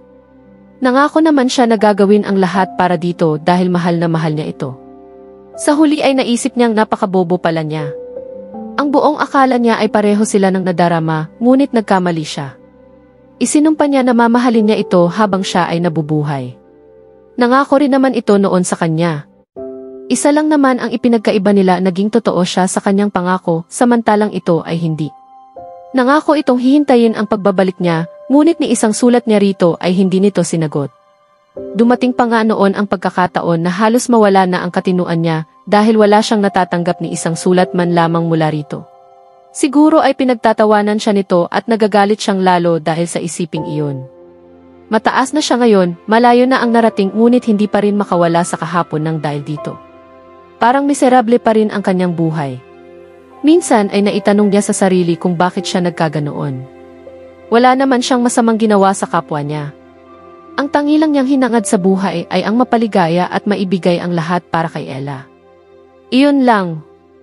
Pero ang kapalaran ay may kakaibang paraan, pinapaniwala ka niya tapos tinatawanan ka sa mukha. Muli niyang tiningnan si Ella.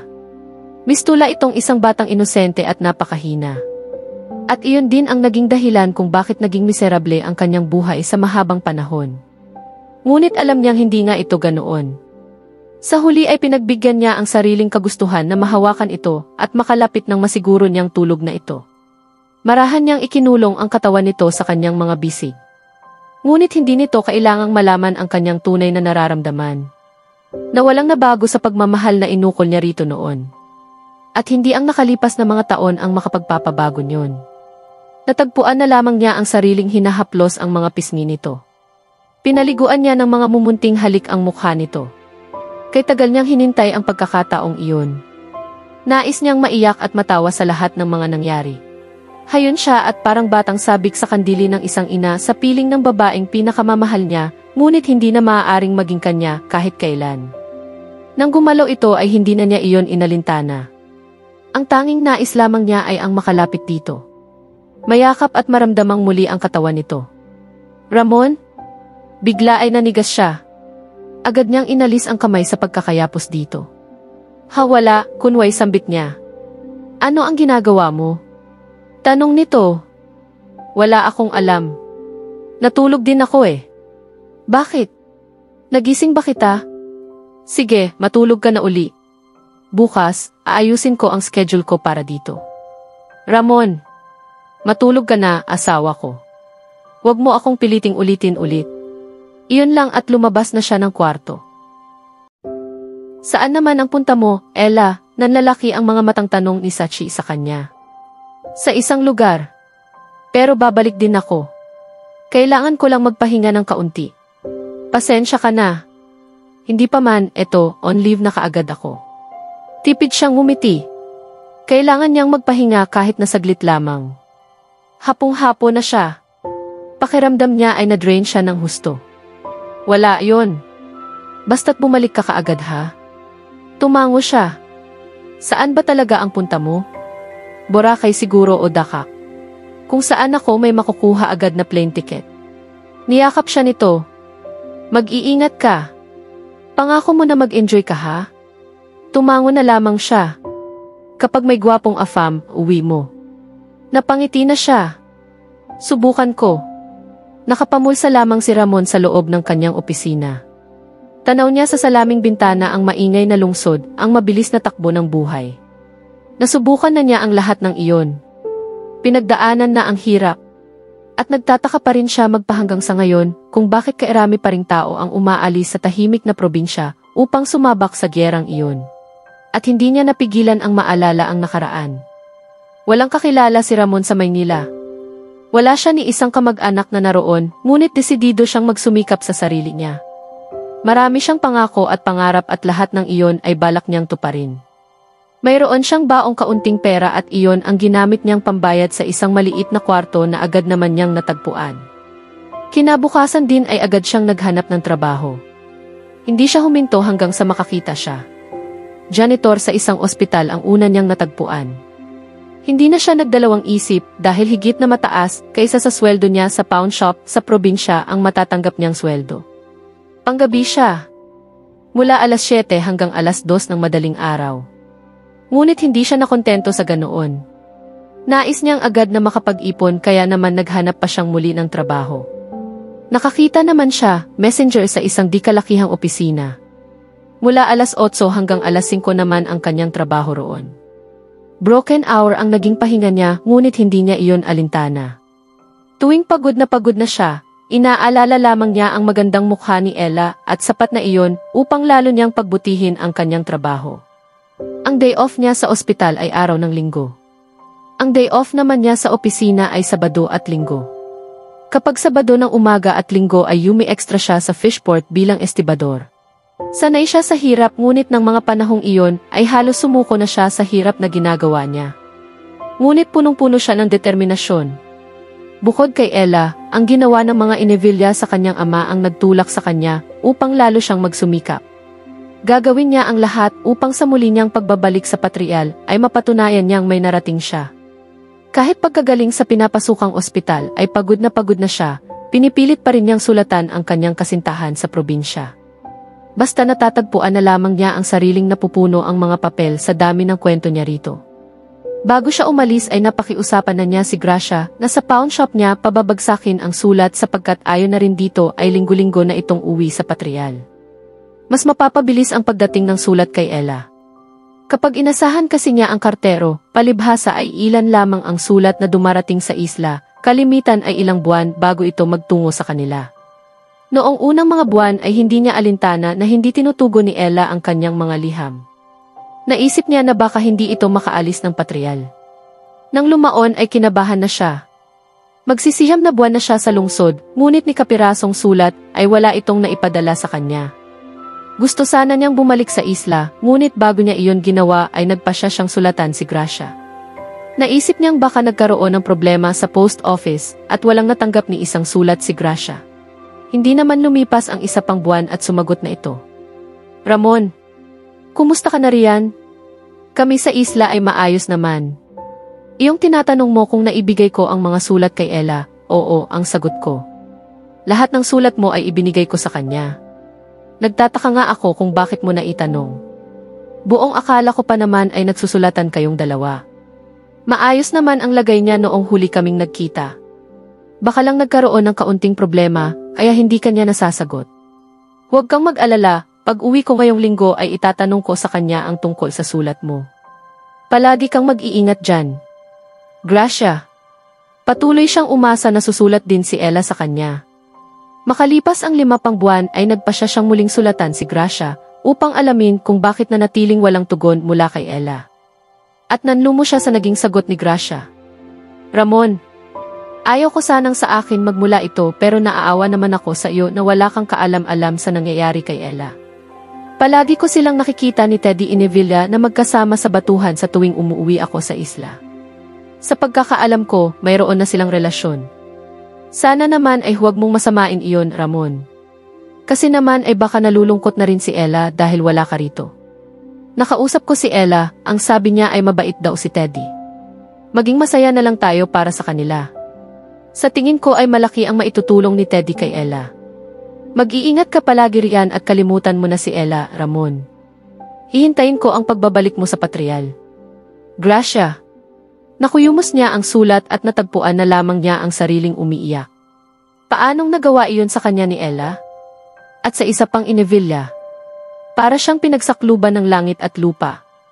Nais niyang bumalik sa Patrial at pamukhaan si Ella, ngunit naisip niyang siya ang lalabas na talo kapag ginawa niya iyon.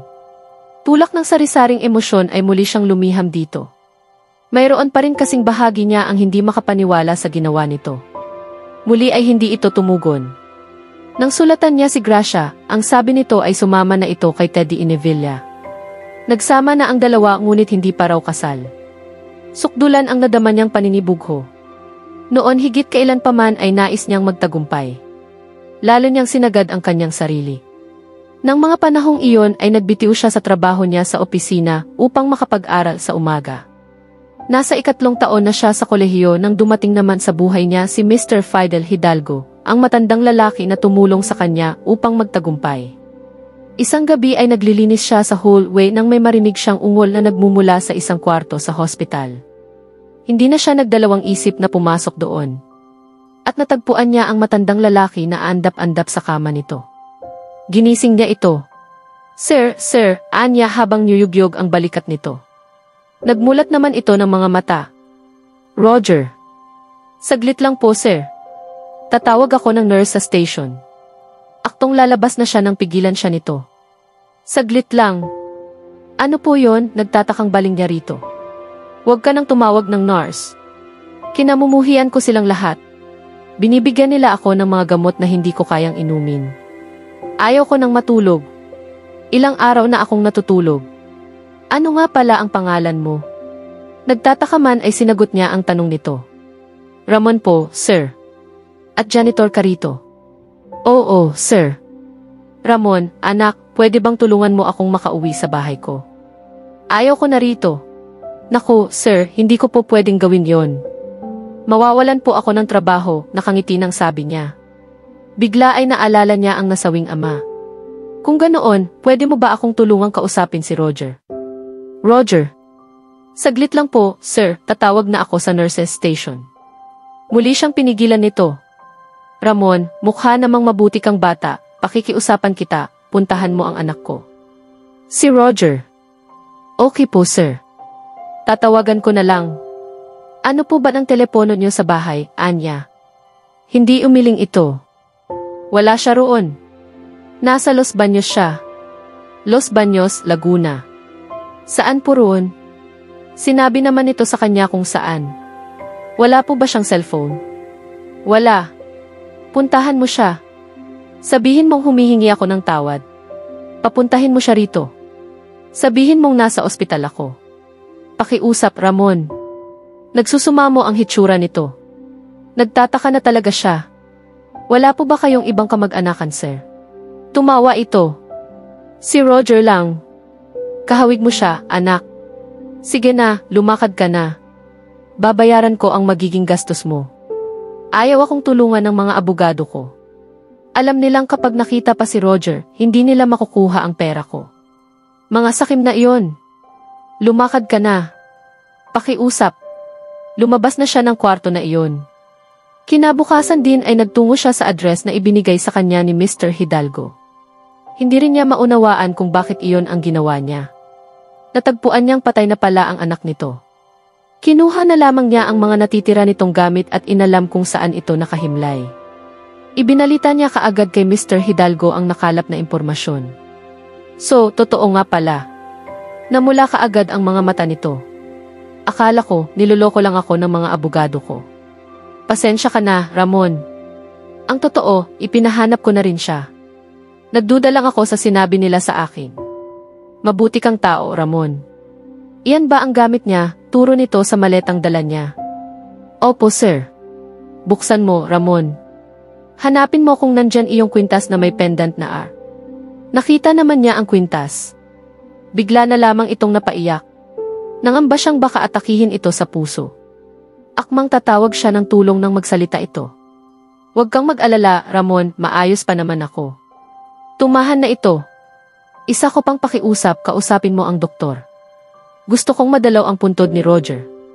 Pero janitor lang po ako rito, sir. Kung ganoon, tawagan mo na lang ang mga abogado ko. Nandyan sa drawer ang calling card. Kinabukasan ay dumating ang mga abogado nito. At hindi siya makapaniwala nang ipatawag siya ng mga ito. Pinag-resign siya ni Mr. Hidalgo at sinabing pag-aaralin siya.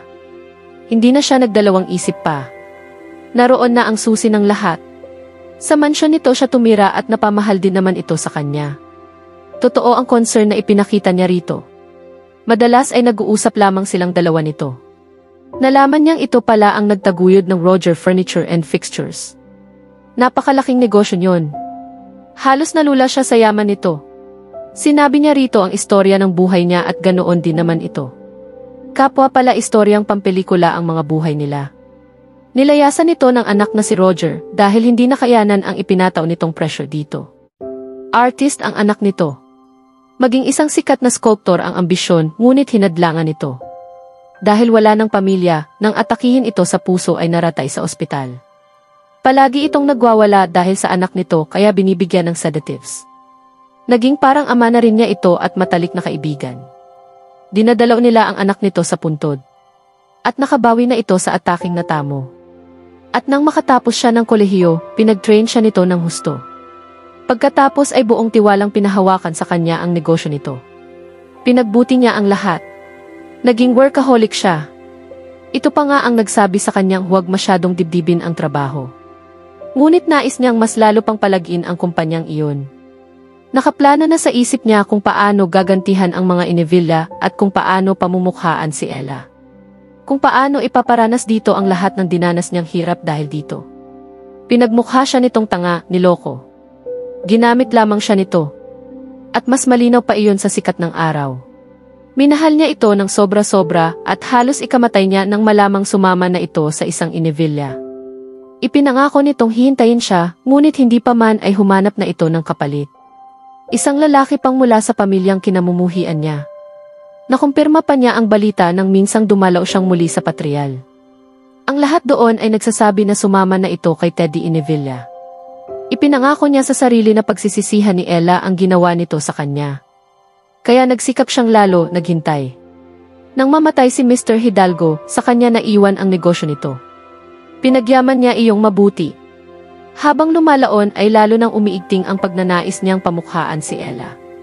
Hayon siya. Wala pa ring ibang laman ang isip kundi ang maamo nitong mukha habang ito ay nagpapasasa sa karangyaan ng mga Inevilla. Hanggang sa dumating na nga ang takdang panahon ng kanyang paniningil. Hindi makapaniwala si Ramon sa nakikitang hitsura ni Ella nang puntahan niya ito sa opisina nito noon. Mas lalo itong gumanda, tila walang hirap na dinaanan. Naikuyom niya ang palad. Paano ba nitong napapanatili ang kainosentihang iyon sa mga mata nito? Pinakasalan niya ito ng araw ding iyon. Marahil, dalawa rin ang dahilan kung bakit niya iyon ginawa. Ang kanyang paghihiganti at ang kanyang tunay na nararamdaman para dito. Ang kanyang pananabik. Lumipas ang mga buwan na pinasasakitan niya ito. Hindi siya sigurado kung nasasaktan niya ito. Paano iyong mangyayari kung wala naman itong puso? Hindi niya ito hinahawakan dahil natatakot siya. Natatakot siya para sa sarili niya na ang mataas na pader na itinayo niya sa pagitan nila ay mabuwag na lamang ng ganoon. At si Paula.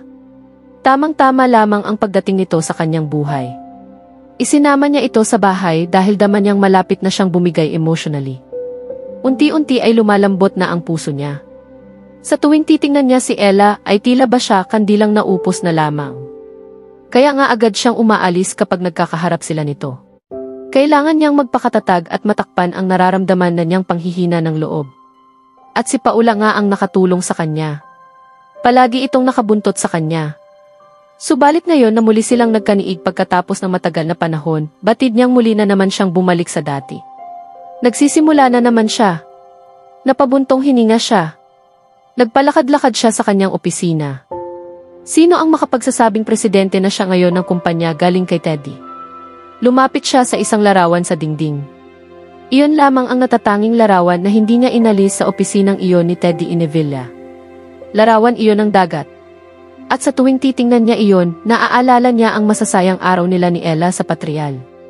Pinasayad niya ang daliri doon saka inalis iyon sa pagkakasabit at nagulat siya nang malamang hindi pala iyon nakasabit. Tila iyon isang pinto. At sa likod niyon ay isang vault. Tumawag siya sa maintenance upang mabuksan iyon. Luma na iyon at hindi naman nagtagal ay nabuksan iyon. Akala niya ay pera o kasulatan ang makikita niya sa loob, ngunit isa palang talaarawan. Pag-aari iyon ni Teddy Inevilla. At lahat ng mga nakasulat ay pawang noon pa. Matagal na panahon nang nangyari. Natagpuan niya ang sariling binabasa iyon. Nakilala ko ang isang napakagandang babae sa patrial ngayon. Galit na galit siya sa akin. Ang pangalan niya ay Ella. Taga-isla siya. Nakakalungkot na nagkita kami sa oras na malubha na pala ang kanyang ina. Dinala namin ang nanay niya sa ospital pero hindi na siya nakaligtas. Naaawa ako sa kanya. Siguro, nakikita ko rin sa kanya ang sarili ko. Bigla ang namatay ang nanay niya rin. Nawalan pa si Ella ng malay nang malaman niyang patay na ang ina niya. Hindi ko siya masisisi. Kamamatay rin lang pala kasi ang tatay niya. Mag-isa na lang siya sa buhay. Muli niyang binuklat ang mga pahina. Palagi kong nakikita si Ella sa batuhan. Parang natatakot akong lapitan siya. Parang tumitingin ka sa isang napakagandang larawan, natatakot kang baka masira lahat kapag lumapit ka. Pero ngayon, nilapitan ko siya. Awang-awa ako sa kanya. Grabe, ang sakit sa kanyang mga mata. Gusto ko siyang tulungan at gagawin ko nga. Lumaktaw siya sa ilang pahina. Ipinakita ni Ella ang lungkot ko. Gusto ko sanang sabihin sa kanya lahat tungkol sa akin pero natatakot ako. Nandito pa rin ako sa patrial. Hindi ako makaalis. Unti-unti nang namamatay ang tatay ko at malapit na, alam ko na mag-iisa na lang ako. Ang laki ng kumpanya para balikatin kong lahat. Sa tingin ko, mas mabuti na ganito. At least, hindi ko na iniisip ang mga problema ko. Muli, nag-usap kami ni Ella. Ang dami niyang pangarap sa buhay at doon ko nakita kung gaano ako pinagpala. Wala na siyang natira. Namatay na ang mga magulang niya at hindi na bumalik ang boyfriend niya. Hindi raw siya sinulat nito. Tuwing magkausap kami, si Ramon lang ang binabanggit niya, ang boyfriend niya. Sana mai-capture ko lang ang tingin sa mga mata niya tuwing binabanggit niya ang pangalan ng lalaki. Kanina, sobrang gusto kong ikwento sa kanya ang problema ko. Pero natakot na naman ako. Siguro, itatago ko na lang ito hanggang sa kabaong ko. Galit na galit si Uncle Roy sa akin. Bakit daw ba ako naglilibot pa sa isla? Naaawa ako sa kanya. Hindi niya kailanman makita ang ganda ng mundo. Inilagay niya ang sarili niya sa taas pero ayaw niyang tumingin pababa. At naramdaman ko ang ibang uri ng galit sa kanya. Siya pala ang nakausap ni Ramon nung dumating dito yung tao. Kung nakinig lang si Uncle Roy, buhay pa sana ang ama ng lalaki ngayon. At baka, siguro, hindi sana ganoon kalungkot si Ella. Diyos ko, nang hihinang sambit niya. Inilipat pa niya ang mga pahina. Nakakatawa nga kung paano nilalaro ka ng buhay. May leukemia ako tulad ng tatay ko. Maubos na ang mga inivilya sa mundo. Ni hindi ko nabigyan ng apo si Daddy. Pero alam kong naiintindihan niya ako kahit nasaan man siya ngayon. Ang bilis ng panahon. Parang kailan lang. At heto, may sakit na ako. Saan na mapupunta ang kumpanya? Sa tingin ko, si Ella na ang bahala sa kumpanya. Alam niyang ito na lang ang maiiwan namin sa mundo. Hanggang ngayon, hindi ko pa rin nasasabi sa kanya ang lahat. Nahihiya ako. Alam kong maiintindihan niya, pero ganun pa man, hindi ko masabi. Bilib ako kay Ella. Isang malakas na babae siya. May mga tao dito sa kumpanya na nag-uusap tungkol sa kanya. Mga chismis tungkol sa relasyon namin kasi magkasama kami sa isang bahay. Nakakatawang isipin na napakamalisyoso ng mga tao. Kung alam lang nila na kahit kailan, hindi ko kailanman mahahawakan si Ella. Paano ko naman magagawa? Sana masabi ko na sa kanya ang lahat. Kahit man lang sana bago ako mawala rito sa mundo. Hindi siya kailanman tawa-tawanan ako, sigurado ako dyan. Tatanggapin niya ako ng bukas ang mga bisig, tulad ni Sachi. Malawak ang pag-iisip niya. Alam niyang hindi laging itim at puti ang buhay. Pero sa tingin ko, mas mabuti pang itago ko na lang ito sa loob. At baka, siguro, hihingin ko sa kanya na magpakasal sa akin bago ako mamatay. Sa ganoong paraan, dadalhin ko ang sikreto ko hanggang sa aking huling hininga. Pakiramdam niya ay umikot ang kanyang paningin. Namalayan din lamang niyang umiiyak na pala siya. Pasensya na pasensya, Ella, anya sa sarili. Itinago niya ang talaarawa sa loob ng kanyang coat at nagmamadaling pinuntahan si Ella. Nakaupo sa batuhan si Ella. Nananariwa na naman sa kanya ang mga masasayang tagpo nila ni Ramon. Hindi niya alam kung bakit sa Patria siya dinala ng kanyang mga paa. Siguro ay dahil na rin sa napakatagal ng panahon nang huli siyang magbalik doon. Maaari siyang manirahan sa mansyon sa itaas ng isla, ngunit pinili niya sa dati nilang barong-barong mamalagi. Kagaya pa rin ang dati ang isla. Wala pa ring ipinagbago. Tahimik pa rin ang lahat, mabagal ang pamumuhay ng mga tao. Araw-araw ay dinadalaw niya ang puntod ng kanyang mga magulang. Pagkatapos ay didiretso na siya sa batuhan. Hindi siya nagsasawang manatili roon. Naaalala rin niya si Teddy. Miss na rin niya ito. Nagpukol siya ng maliit na bato sa dagat nang halos mapatalon siya sa gulat nang marinig ang isang pamilyar na tinig. Ella! Agad siyang napalingon. Ramon! Anong ginagawa mo rito? Lumapit ito sa kanya sa kawalang sabi-sabing niyakap siya ng mahigpit. Naguluhan siya sa inaakto nito. Ramon? Diyos ko, Ella, patawad. Patawad talaga. Ikinulong nito sa magkabilang palad ang kanyang mukha at nakita niyang umiiyak ito. Napaiyak na lang din siyang bigla. Ramon, mahal na mahal pa rin kita. Hindi nagbabago, Ella. Itinaas nito ang kwintas na nakasabit sa leeg. Leon ang kwintas na gawa niya. Kita mo ito? Suot ko ito kahit saan ako magpunta. Lalo lamang siyang napaiyak. Totoo ba ang sinabi nito? Itinago mo pala. Itinaas nito ang kwintas na suot niya. Nakapalawit doon ang singsing nito. Napatingin siya sa mukha nito. Oo, palagi. Ang dami nating nasayang na panahon, Ella, bulong nito habang hinahagkan siya sa pisngi. Pakiusap, patawarin mo ako. Alam kong mahirap yon, pero umaasa ako na kaya mo pa rin. Patawad sa lahat-lahat ng nagawa ko. Patawad dahil wala ako nung pinakakailangan mo ako. Patawad sa pag-aakusa ko ng kung ano-ano. At patawad sa pananakit ko sa'yo na natili itong nakatitig sa kanyang mga mata. Ramon, nagpadala ako ng mga sulat sa'yo, Ella. Maniwala ka, totoo yon. Ang dami kong ipinadala pero ni isa, wala akong natanggap na sagot mula sa'yo. Wala akong natanggap na sulat maski isa. Alam ko, ipinadaan ko kay Gracia ang lahat. At sinabi niya sa akin ang totoo kanina, nakausap ko siya. Niloko tayo ng tadhana, Ella, at napakasakit para sa akin. Hinaplos niya ang pisngi nito. Alam ko kasi napakasakit din para sa akin. At patawad kung hindi kita nahintay. Akala ko hindi ka nababalik. Si Teddy lang ang nandyan noon, wala na akong ibang mapagpilian. At patawad ako doon. Alam ko na ang lahat. Sabihin mo na lang. Sabihin mo na lang na mahal mo pa rin ako, Ella. Pakiusap. Mahal kita, Ramon. At tinupad ko ang pangako ko. Ikaw, tinupad mo ba ang sayo? Oo, tinupad ko. Si Paula, hindi ko siya naging girlfriend. Ni hindi kami palaging magkasama. Ang mga pagkakataong magkasama kami ay yung mga nakita mo lang. Yun lang. Kailangan mong maunawaan, Ella, na bago ko nalaman ang lahat ng ito, akala ko, ipinagpalit mo na ako kay Teddy. At hindi ko matanggap yon. Akala ko, ginamit mo lang ako nung mga panahong nandito pa tayo sa isla.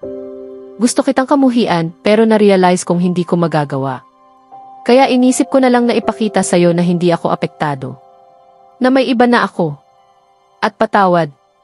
Patawad talaga. Wala kami ni Teddy kailanman.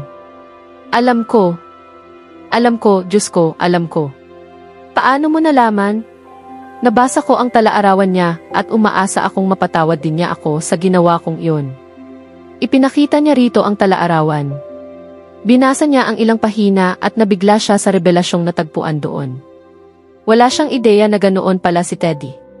Kaya pala nanatiling platonic ang samahan nila. Maya-maya ay mumiti siya. Noon lang siyang umiting muli ng ganoon. Siguradong mapapatawad ka niya. Banayad siyang umiti sa kanya. Pwede ba kitang halikan, Ella? Yes, Ramon. Nang ipinikit nito ang mga mata nito ay gumaya na rin siya. At naglapat ang kanilang mga labi. Kapwa sila sabik, kapwa maligaya. Gagawa ako ng pangako muli, Ella, at tutuparin ko iyon. Simula ngayon, ito na ang umpisa ng mga araw natin na magkasama. Aayusin ko lahat ng mga mali ko. Palalapitin kita at hindi na tayo muling maghihiwalay. At hahawakan ko iyang pangakong iyan kahit ano paman. Muling naglapat ang kanilang mga labi. Siya nga pala, bakit nagawa yon ni Gracia? Pagdakay tanong niya. Nagselos siya ng sobra sayo. Sabi niya, simula raw nung ikaw na ang mas nangibabaw sa kanya. Lalo pa raw siyang nagselos nung tinulungan ka ni Teddy. Sabi niya, malayo na raw ang narating mo habang ang nanay niya ay nagtatrabaho pa rin bilang kasambahay ng mga Inevilla. Hindi ko alam kung ano ba ang naisip ng babaeng yon. Yan lang, nabigla siyang sambit. Oo, at syempre, hindi mawawala ang maitim niyang pagnanasa sa akin, nakangiting sabi nito. Natawa siya. Pilyo ka pa rin, nakangiting sabi niya. Walang pagbabago. Lumapad ang pagkakangiti nito. Sana wala pang nagbabago sa parola, pilyong sabi nito. Tiningnan ko kahapon. Wala pa rin, pilyang sabi niya. Ayos yan. Ang galing. Gusto mo bang tingnan ulit mamaya, kasama ako? Walang problema. Oh, Ella. Niyapo siya nito ng mahigpit. Ang tagal-tagal na ng panahon at tayo pa rin ang parehong tao. Hinagkan siya nitong muli sa mga labi. Buong puso naman niya iyong tinugon. Sa patrial ginanap ang kasal ni na Ella at Ramon sa ikalawang pagkakataon. Kaunti lamang ang sumaksi roon. Karamihan ay mga taga-isla rin. Nandoon din si Sashi, kasama ang ilang board members ng kumpanya na naging malapit na sa kanila. Dumalo rin si Patrick. Si Gracia ay humingi ng tawad sa kanila. Tunay na hindi siya natuwa sa ginawa nito sa kanila ni Ramon, ngunit sobra-sobra ang kaligayahan sa kanyang dibdib at wala siyang nakapanggalit para dito. Nang ihagis niya ang bungkos ng bulaklak, si Gracia pa ang nakasalon yun. Masaya silang kumaway sa mga panauhin habang paakyat sila sa mansyon ng mga Inevilla. Doon nila idadaos ang kanilang honeymoon. Ipinarenovate iyon ni Ramon na katulad sa bahay na iniukit nito noon. Salamat, Ramon, sambit niya rito nang nasa loob na sila ng kwarto. Salamat saan, masuyong tanong nito. Sa lahat. Siniil siya nito ng maalab na halik sa mga labi. Wala na siyang mahihiling pa. Lahat ng kanilang mga pangarap ay nagkaroon na ng katuparan. Makaraan ng 1 taon ay isinilang ni Ella ang kanilang kambal. Sa kabila ng mga sugat ng nakaraan, natagpuan ni Ramon at Ella ang tunay na pag-ibig at kapatawaran sa isa't isa. Ang kanilang bagong buhay ay puno ng pag-asa at pangarap na sama nilang bubuin. Sa bawat ngiti ng kanilang kambal, nabubuhay ang mga alaala ng kanilang pinagdaraanan at tagumpay. Sa huli, ang tunay na pagmamahal ang nagbigay saysay at kulay sa kanilang paglalakbay. Taos puso ang pasasalamat namin sa lahat ng patuloy na sumusubaybay. Hanggang sa susunod nating kwento, nawa ay lagi tayong magsama-sama. Pagpalain kayo ng Diyos at mag-ingat kayo palagi.